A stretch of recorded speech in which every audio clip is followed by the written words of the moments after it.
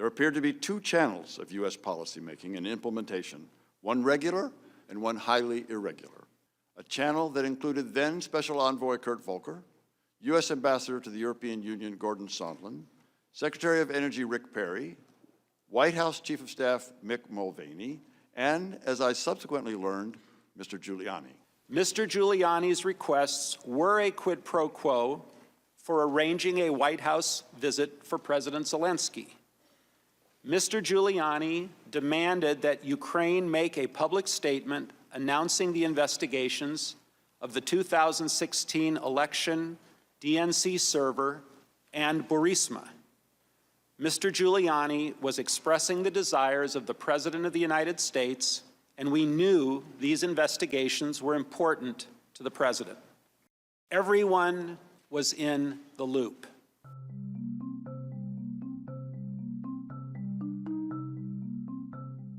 Now that the whistleblower has successfully kick-started impeachment, he has disappeared from the story, as if the Democrats put the whistleblower in their own witness protection program. What agency was this individual from? If I could interject here, we don't want to use these proceedings. It's our time, I know, Mr. Chair. but we need to protect the whistleblower. Please stop. I want to make sure that there's no effort to out the whistleblower through the use of these proceedings.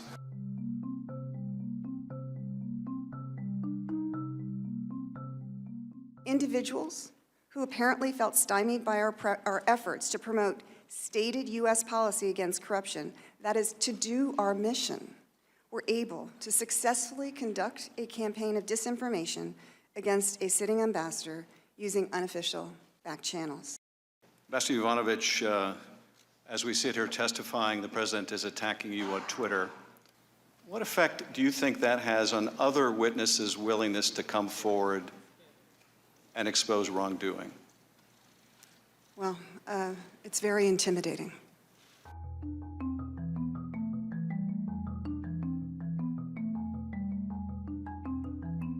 I found the July 25th phone call unusual because, in contrast to other presidential calls I had observed, it involved discussion of what appeared to be a domestic political matter. I knew that I had to report this to the White House counsel. I had concerns, and it was my duty to report.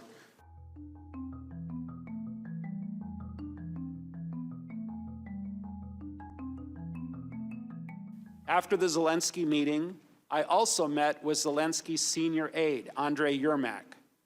I don't recall the specifics of our conversation, but I believe the issue of investigations was probably a part of that agenda or meeting. You informed Mr. Yermak that they would need to announce these investigations in order to get the aid, did you not? Well, Mr. Yermak was already working on those investigation, or on the statement about the investigations. And you confirmed for him that he needed to get it done if they were going to get the military aid? I likely did. What did Ambassador Sondland tell you that he told Mr. Yermak? That the Ukrainians would have to have the Prosecutor General make a statement with respect to the investigations as a condition of having the aid lifted. Ambassador Sondland told me that President Trump had told him that he wants President Zelensky to state publicly that Ukraine will investigate Burisma and alleged Ukrainian interference in the 2016 election. In fact, Ambassador Sondland said, everything was dependent on such an announcement, including security assistance. President Trump never told me directly that the aid was conditioned on the meetings. The only thing we got directly from Giuliani was that the Burisma in 2016 elections were conditioned on the White House meeting. The aid was my own personal, guess, based again on your analogy, 2 + 2 = 4. So you didn't talk to President Trump when Ambassador Taylor says that that's what you told him? Is that your testimony here? My testimony is I never heard from President Trump that aid was conditioned on an announcement of elections.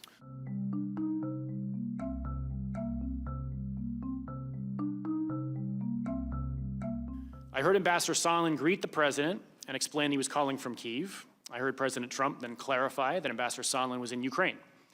Ambassador Sondland replied, yes, he was in Ukraine, and went on to state that President Zelensky, quote, loves your ass. Do you recall saying that? Yeah, it sounds like something I would say. I then heard President Trump ask, so he's going to do the investigation. Ambassador Sondland replied that he's going to do it, adding that President Zelensky will do anything you ask him to do. Do you recall that? I probably said something to that effect because I remember the meeting, President Zelensky was very, solicitous is not a good word. He was just very willing to work with the United States and was being very amicable. And so putting it in Trump speak by saying he loves your ass, he'll do whatever you want, meant that he would really work with us on a whole host of issues.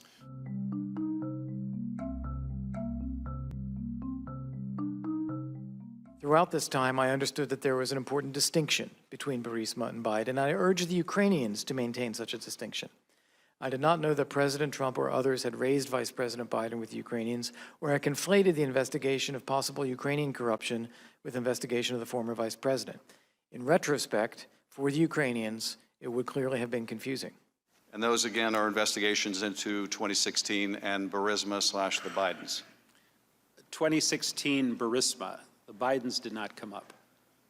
But you would ultimately learn that Burisma meant the Bidens when you saw the call record, correct? Of course, today I know exactly what it means. I didn't know at the time. In retrospect, I should have seen that connection differently, and had I done so, I would have raised my own objections.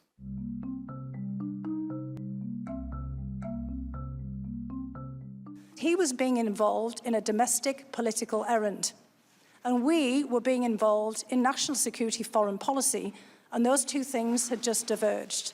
And I did say to him, Ambassador Sondland, Gordon, I think this is all going to blow up, and here we are.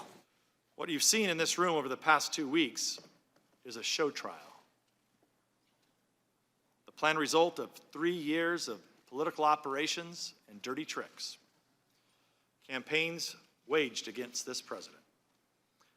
And like any good show trial, the verdict was decided before the trial ever began. This president believes he is above the law, beyond accountability. And in my view, there is nothing more dangerous than an unethical president who believes they are above the law. And I would just say to people watching here at home and around the world, in the words of my great colleague, we are better than that. Adjourned.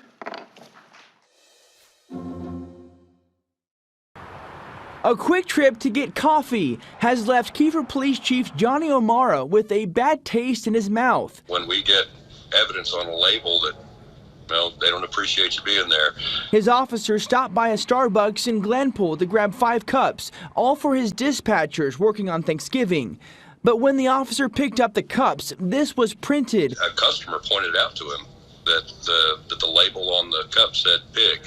After seeing the cups, that officer called Chief O'Mara. That's really gut-wrenching, especially knowing that these cups were going to dispatchers. Now, these people are there waiting for 911 calls to come in. So Chief O'Mara called the store and spoke to the manager. He says they offered to reprint the cups if the officer brought them back. She offered to have us come back and she would relabel the cups, and no, that's quite all right.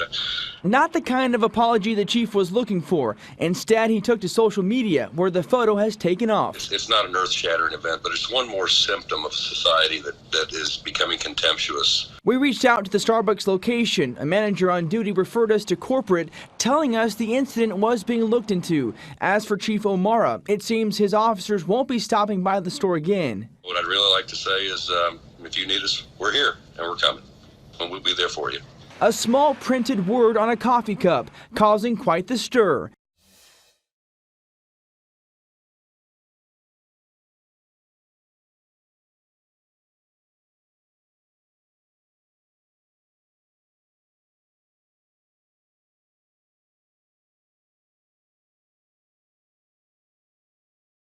Tragicomedia de errores, lo que tú estás observando. Primero, Trump está violando la soberanía mexicana al vertir declaraciones tan insolentes, tan impertinentes como las que vertió.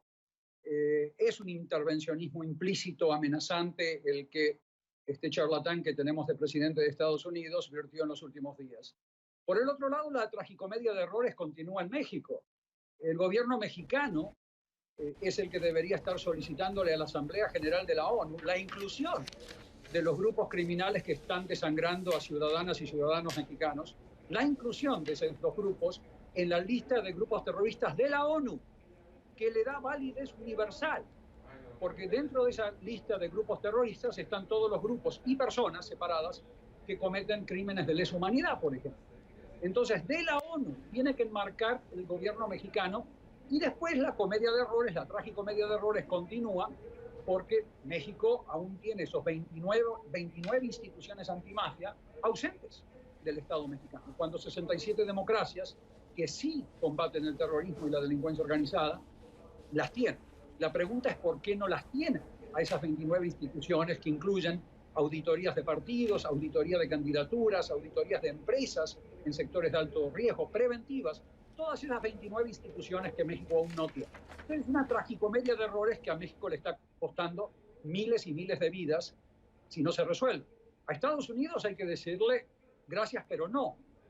Diplomáticamente, como creo que el presidente López Obrador ha estado manejando bastante bien la relación con este energúmeno, pero tenemos que llevar esto a las Naciones Unidas, Carlos, porque es en las Naciones Unidas que le da legitimidad a la petición y es en las Naciones Unidas donde automáticamente las unidades antiterrorismo de 72 países del mundo se activan para desarticular los patrimonios del cartel de Sinaloa, que se traducen en mansiones en Champs-Élysées, se traducen en fábricas de insumos para drogas sintéticas en la India, por ejemplo. Entonces, toda esa cooperación universal se tiene que dar dentro de las convenciones de las Naciones Unidas que establecen claramente cómo tiene que proceder el canciller Marcelo Ebrard y llevar este caso a la ONU, presentarlo ante la Asamblea General para que se declaren a los grupos criminales terroristas mexicanos que están asesinando a la población, como en el Culiacanazo, y se los comience a perseguir internacionalmente con un aumento de más del 500% en los recursos de personal, de inteligencia, satélites, intervenciones cibernéticas, todo lo que contempla las convenciones de las Naciones Unidas que México ratificó soberanamente.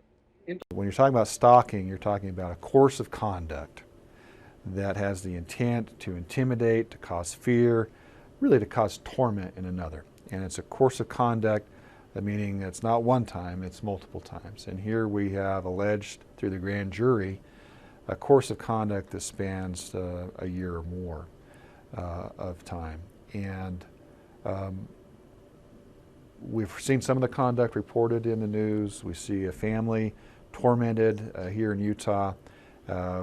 It's really extreme stalking that deserves to come to court and receive the justice that is awaiting. When we talk about stalking, that's maybe something that we can comprehend that's more close in proximity. When you're talking about cyber stalking and technology and the use of anonymizing apps and encryption and things like that, that makes it difficult to gather evidence. And for all the good that technology offers us in our modern lifestyles, there's also a darker, seedier side to it. There's another trade war brewing that could have global consequences for tech companies and smartphones.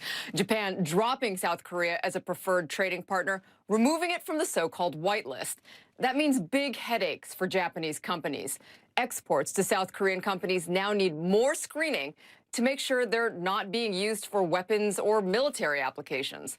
Japan defending the decision. This move was approved to revise Japan's export controls appropriately and was not intended to hurt Japan-South Korea relations or to craft countermeasures.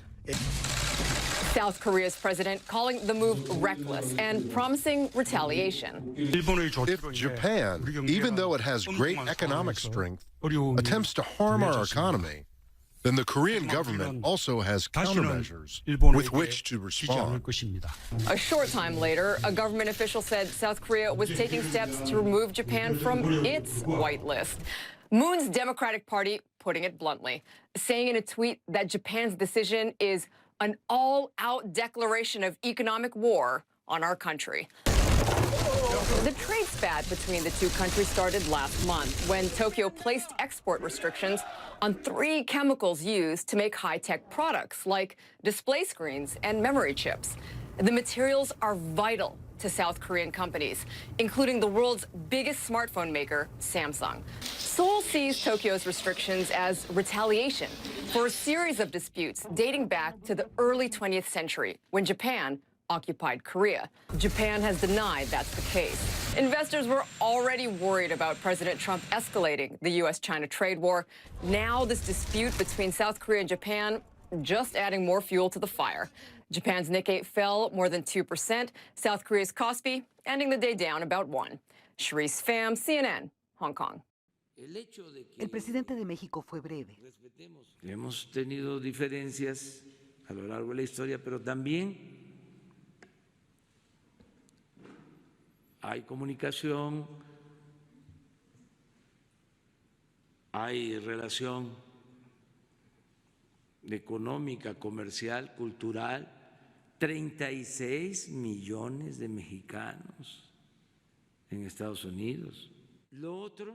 López Obrador señaló que este jueves, que al ser el Día de Acción de Gracias en Estados Unidos, prefería por respeto no abordar la controversia desatada luego de conocerse las declaraciones del presidente Donald Trump sobre la posible designación de los cárteles de la droga mexicanos como organizaciones terroristas extranjeras. Un asunto que ha desatado la polémica en México, ya que, de acuerdo al Ejecutivo, esto podría abrir las puertas a una actuación directa del vecino del norte en los asuntos internos. En el Senado señalan que estarán atentos a las comunicaciones entre los ejecutivos de ambos países. El Senado está atento, está dándole seguimiento a toda esta situación y vamos a actuar en consecuencia, con pleno respeto. En un comunicado, la Comisión Nacional de los Derechos Humanos calificó de graves las declaraciones unilaterales de lucha contra el terrorismo. Consideran que pueden ser tan perjudiciales como ese fenómeno delictivo y que atentan contra las relaciones de cooperación y amistad entre naciones. En la fronteriza Ciudad Juárez, a unos cuantos metros de El Paso, Texas, algunos consideran que las declaraciones del presidente Donald Trump más bien tienen que ver con el proceso político de cara a las próximas elecciones en Estados Unidos. Se quiere otra vez postular, quiere estar metiendo y metiendo hasta lo que no. Pero de López Obrador es todo el problema que él tiene que resolver. Ningún país de ningún lado va a resolver los problemas de México. Lo veo mal porque en lugar de que se pare la guerra, va a seguir más dura la guerra. Porque los contrabandistas no van a quedar conformes, ¿no? Van a seguir matando a gente inocente que no deben nada. Aseguran que es el gobierno de México al que le toca resolver el problema del narcotráfico, que dicen cada día cobra numerosas víctimas. Cruz Cayelí, CNN, Ciudad de México.